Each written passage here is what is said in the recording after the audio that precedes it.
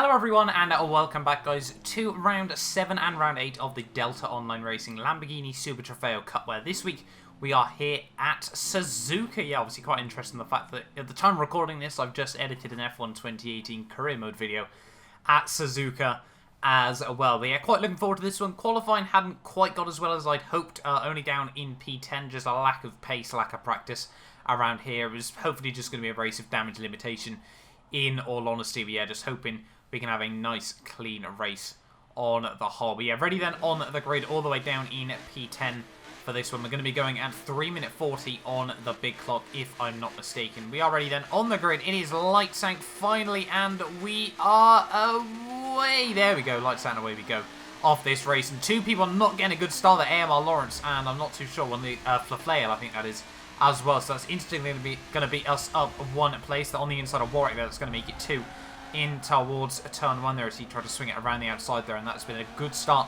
for myself. Already up 2 places here. Are we going to be able to get a move on Unseen Saint? No, we are not there. Flaflail tries to dive it back down the inside there. A little bit of contact made between the pairs there as he then runs wide through the next corner out into the gravel. Not too sure really what we could have done about that when he sort of just tried to force me out wide, and well, with the way these cars handle, there's no real way you can then try to balance the understeer like that all too well. You know, these cars are quite easy to drive until you get it wrong, and then they are absolutely horrific. And around Suzuka, it's safe to say it wasn't a particularly enjoyable experience.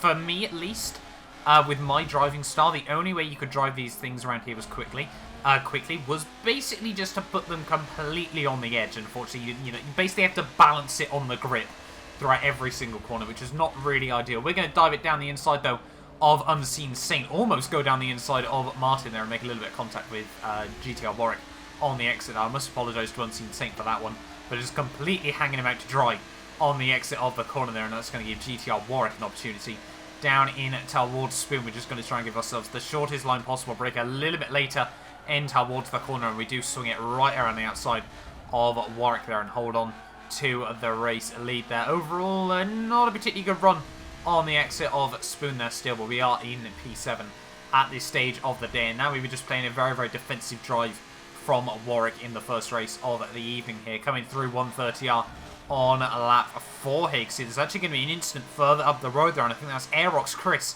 is in the wall. He sim-twitched over the AstroTurf, I think it is, through the final couple of corners there, so very, very unfortunate for him, but that moves me up into P6 in the opening race of the night, and honestly, it would be quite a quiet night on the whole for me in the first race. You know, we just hold on to P6 there. Honestly, probably a lot better than I probably should have had, to be honest, with the lack of practice that I did. P6 is still very, very good points on the whole through the final couple of corners of the lap there. And you can see we are just, well, kind of come through for a fairly comfortable P6. Martin had very, very good pace around here as well there. So props to him. He was quite surprised for me personally there with how strong his pace was in this race there. But yeah, P6 overall, good solid points in the bag, you know, but at the end of the day we're only aiming for P8 overall in the championships. That's obviously what we're hoping to get by the end. I think we're currently sat in P6 coming into this round. We got like a good sort of 40 point margin to P9, and obviously when you only score sort of 150, 160 points each week, as long as I make it to A lobby,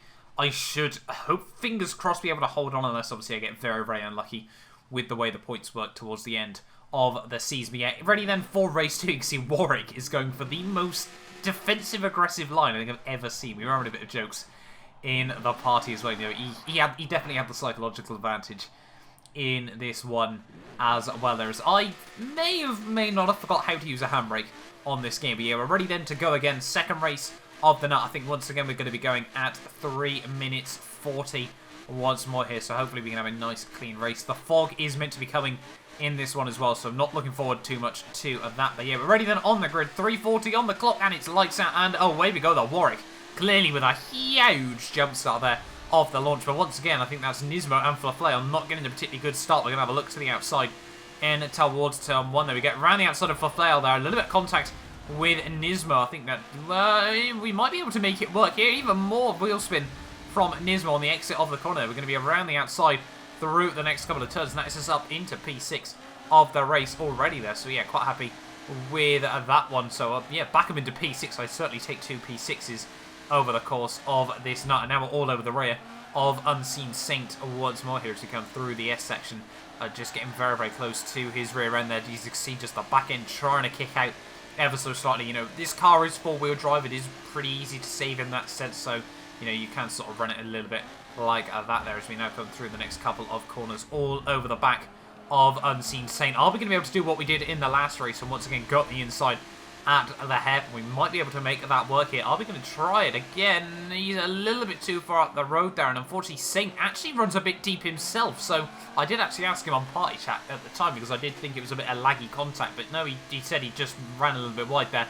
And, well, once again, we were able to make that move work. But lap 3 there, no, we wouldn't actually clip the grass just yet. That's a bit of a spoiler for later on in this race. We can see YMTV Matt, or Matt Gaming 661, one of my teammates, and unfortunately clips the grass, locks the rears there, and unfortunately spins. That's us up into P4 here in the second race of the night. And now we're all over the back of GTR Warwick here on lap 4 here as we come back down into 130R once more. You can see coming through into the braking zone there. We just get the car out onto the grass just ever so slightly there. Sim twitch on the way in. Lucky that we actually don't hit the wall, although damage was off for this one. And unfortunately, that's going to be us all the way back down to P12 here. We might actually lose another place to Martin here as he tries to swing it around the outside, but we do defend for P12 there. So yeah, not ideal for myself. A couple of laps later, you can see it's getting a little bit carnage here. We got ART Birrell there, a new driver to this series, running a little bit wide there.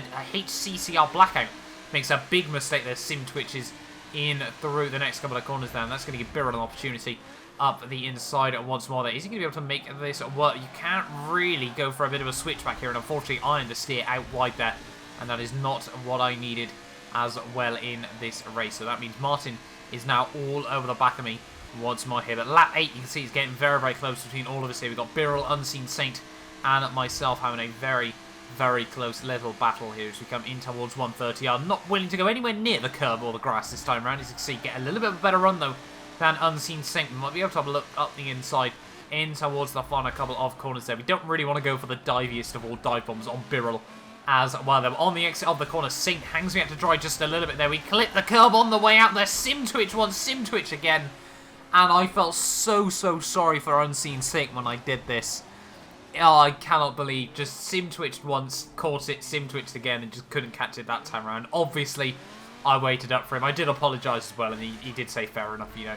Nothing I could really do about that one. But yeah, unfortunately, I just watching that back, I still feel terrible. The way, it was just the way he sort of understeered off the circuit as well. Yeah, and I don't know if you're watching this, buddy, but yeah, once again, I do apologise for that one. I did feel absolutely, my heart sank when I did that, I'll be completely honest with you guys. But yeah, unfortunately, that would mean second race of the night, it's going to only be P14 then. Not exactly the race we would have wanted, losing out quite a few points to our main rivals. But, you know, we're still holding on quite comfortably to P. I think we lose one place to AMR Lawrence overall, but we're still holding on to P7 in the championship. We've got my teammate Wolfs in P8, so we're still looking quite close between the pairs there, but there is still quite a sizable gap behind him. But yeah, unfortunately, P6 and P14, not two of the best races in the world. Hopefully you guys have enjoyed this video nonetheless, and hopefully I will see you guys next time out, and I think Silverstone, which is probably not going to be a fun experience.